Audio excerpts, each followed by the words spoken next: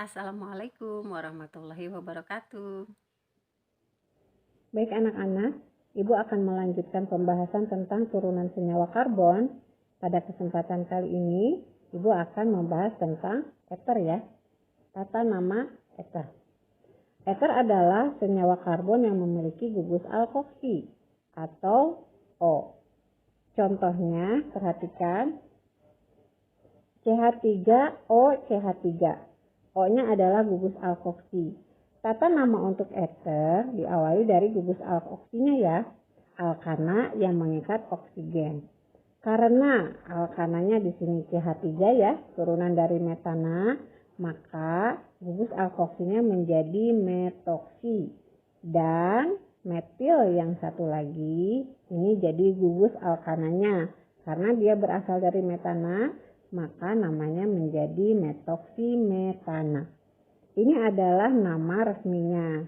Sedangkan nama trivial atau nama lazim, nama dagangnya itu adalah dimetil ether.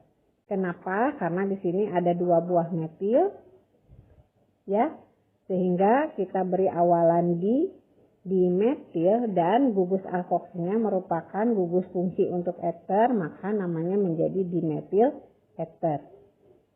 Kemudian kita lihat lagi contoh yang kedua untuk ether ya. Di sini ada 2 buah alkana atau alkil yang terikat.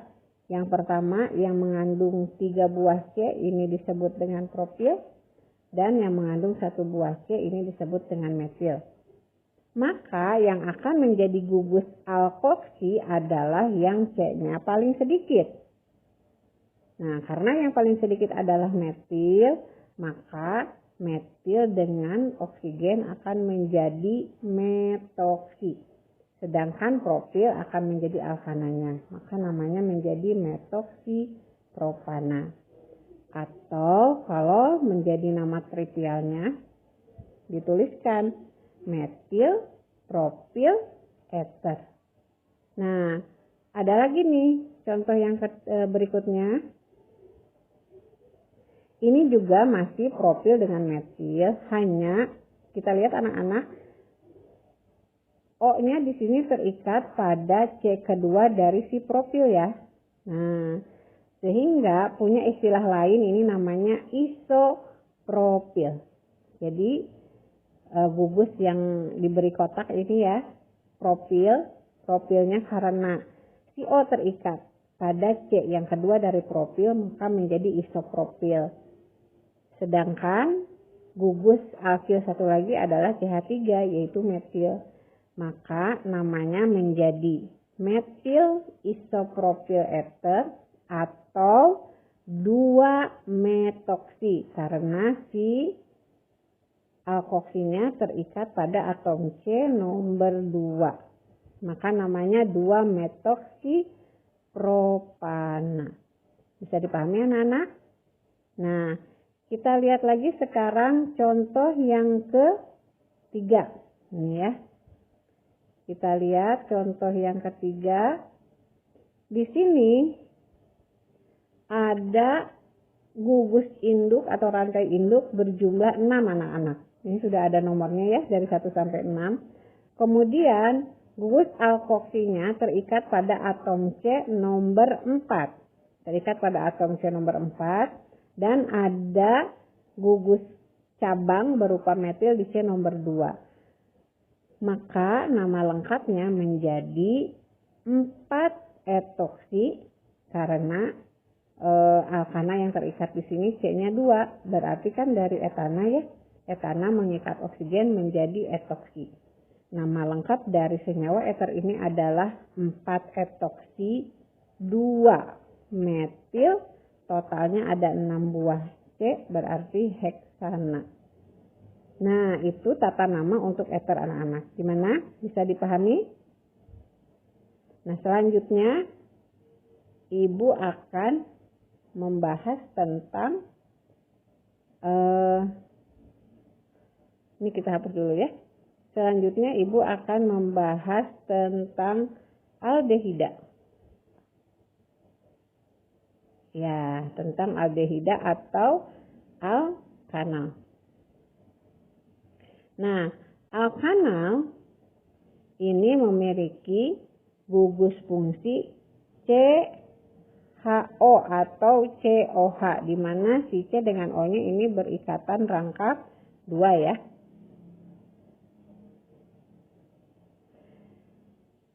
Sama seperti alkohol, jadi kita hitung jumlah C-nya, tata namanya sesuai dengan tata nama alkana, hanya berganti akhiran. Yang tadinya ana menjadi al, akhiran alnya ya. Di sini kita lihat aldehida yang paling sederhana mengandung satu buah C. Ini gugus aldehidanya yang ini, COH. Hanya ada satu buah C yang awalnya namanya metana, kalau aldehidnya menjadi metanal. Kemudian yang berikutnya kita lihat aldehida, ini gugus aldehidanya, jumlah C-nya 2. Maka namanya menjadi etanal.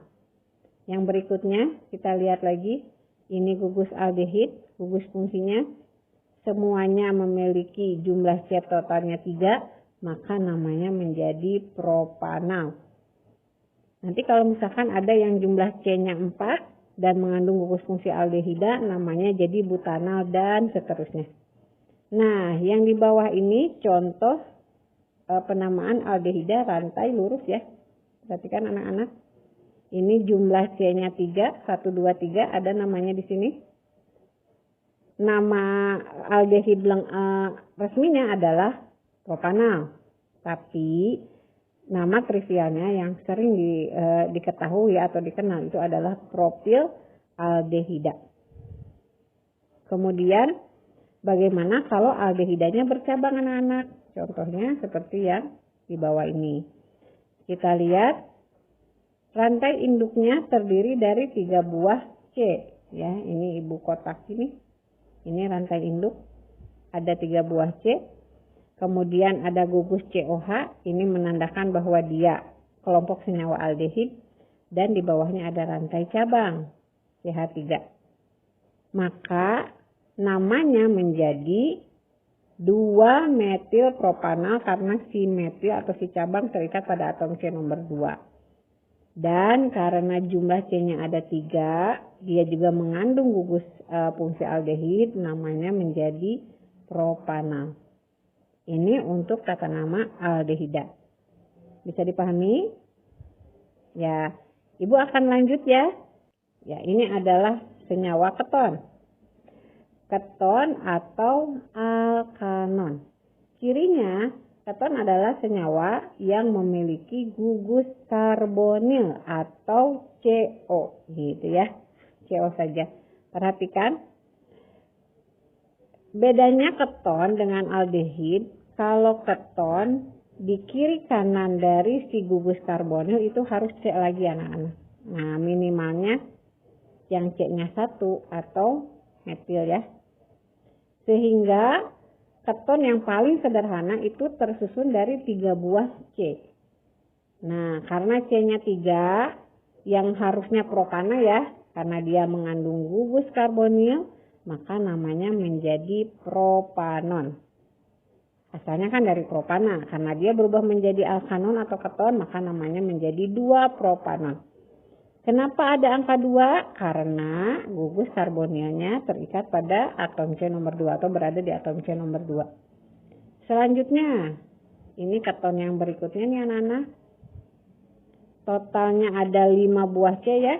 1, 2, 3, 4, 5. Dan ada gugus karbonil, maka namanya menjadi pentanon. Dan karena gugus karbonilnya ada di C nomor 3, maka lengkapnya adalah 3 pentanon. Nah, bagaimana kalau ketonnya bercabang? Kita lihat lagi rantai induknya. Nah, ini yang ibu kotaki ya.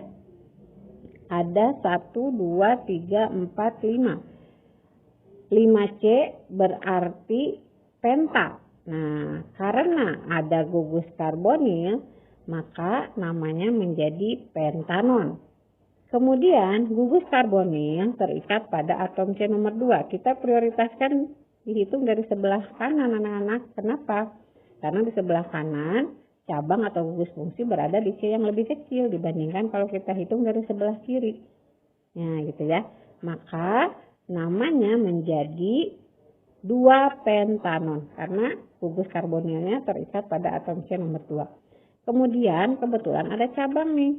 Cabangnya metil dan terikat di atom C nomor 3. Jadi nama lengkapnya adalah 3-metil 2-pentanon. Gimana, bisa dipahami anak-anak? Nah, ini ada contoh lagi yang lebih panjang nih ya. Ini Ibu hapus dulu. Nah, ya. Kita lihat ini ada yang lebih panjang nih. Nah, lebih panjang. Perhatikan rantai induknya berjumlah 5 ya, ada angkanya nih yang diberi kotak. Kemudian ada gugus karbonil, berarti dia golongannya adalah senyawa alkanon. C-nya 5, golongan alkanon, maka namanya menjadi pentanon. Dan karena karbonilnya atau gugus ketonnya terikat pada atom C nomor 2, namanya menjadi 2-pentanon. Kemudian di sini ada cabang nih anak-anak. Cabangnya 1, 2, 3. Gitu ya.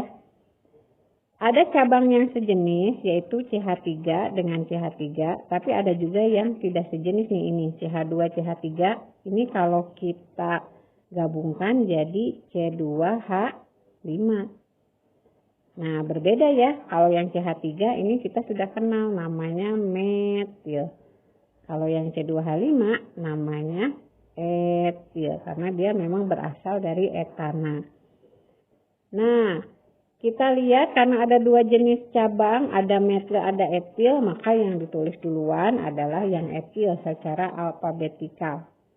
Etilnya terikat pada atom C nomor 3, maka dituliskan 3 etil. Metilnya ada 2, dua-duanya di C nomor 4, maka dituliskan 4,4 dimetil. Dan rantai induknya yang berjumlah 5 dengan gugus fungsi karbonil, maka namanya menjadi pentanon. Nah, karbonilnya terikat di C nomor 2, lengkapnya 3 etil 4,4 dimetil 2 pentanon. Gimana anak-anak? Bisa dipahami? Demikian yang bisa Ibu sampaikan. Sampai ketemu di pertemuan berikutnya. Wassalamualaikum warahmatullahi wabarakatuh.